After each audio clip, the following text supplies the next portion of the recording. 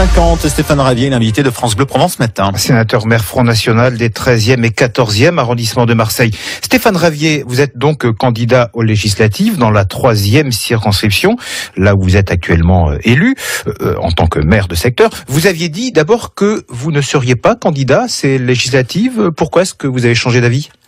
Alors, j'avais dit ce soir-là que je n'étais pas candidat à 21h41, ce qui pouvait laisser à penser que cela pouvait évoluer. Cela a évolué. Écoutez, je crois que Marine Le Pen, la Commission nationale d'investiture, ont pris en considération les arguments qui étaient les miens. Parce qu'on parle beaucoup de moralisation de la vie politique.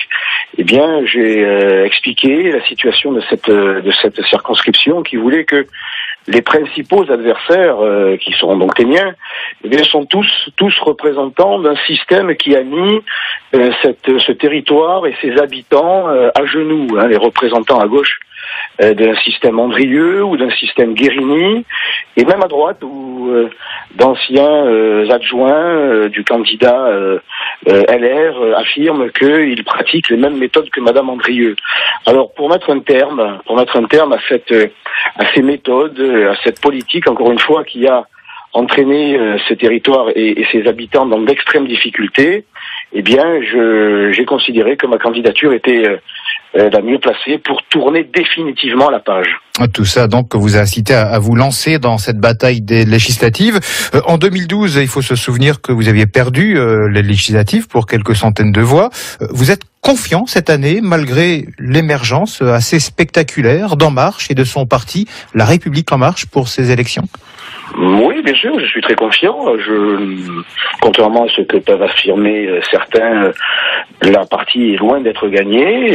Il y a ce phénomène plutôt médiatique que politique pour l'instant, parce que cela soit M. Macron lui-même ou ses représentants, on ne sait pas trop où l'on va, encore il suffit de gratter un peu le vernis pour réaliser qu'il s'agit là d'une politique qui a déjà été menée pendant 5 ans avec François Hollande, et l'on risquerait d'en reprendre pour 5 ans, c'est-à-dire toujours plus d'ultralibéralisme, d'immigration, de communautarisme.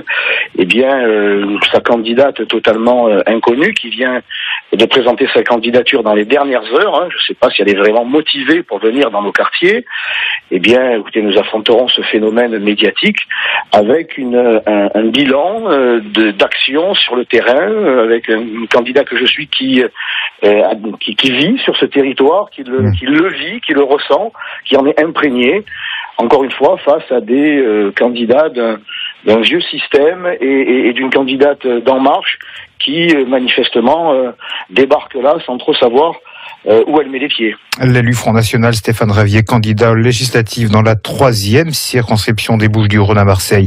Pour ces législatives, Stéphane Ravier, l'un de vos adversaires sera Richard Miron, candidat Les Républicains UDI.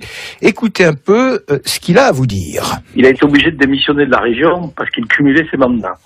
Aujourd'hui, il est sénateur, il est maire de secteur, il en veut encore plus, c'est un peu comme un ogre, j'ai envie de dire, l'ogre de la Bastille de Saint-Joseph, qui aujourd'hui veut bouffer tout ce qui passe.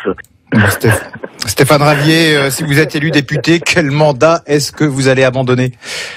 L'ogre de la Bastille Saint-Joseph. On n'avait pas encore fait celle-là. Ben voilà, c'est fait. Monsieur Miron, lui, il cumule, c'est un cumulard, mais un cumulard des défaites. Il a perdu au municipal, il a pris une fessée électorale au départemental, et puis il a fallu un scrutin de liste régional pour qu'ils soient enfin élus. Il se présente à tout, mais est battu à tout. Bon, écoutez, et puis alors pour répondre à ma question, les conseillers régionaux, ils cumulent aussi. Dans la loi sur le non-cumul s'appliquera le 18 juin au soir, et si les électeurs m'ont fait confiance à l'occasion de ce deuxième tour, eh bien je serai député et abandonnerai bien sûr le poste de sénateur et de maire de secteur, mais je resterai bien sûr conseiller municipal et actif, très actif sur les territoires des 13e et 14e arrondissements. Donc vous serez simplement député si vous êtes élu. L'actu de ce lundi 22 mai, c'est le gouvernement au travail pour le premier texte de loi sur la moralisation de la vie publique. Le ministre de la Justice, François Bayrou, consulte aujourd'hui des associations anticorruption.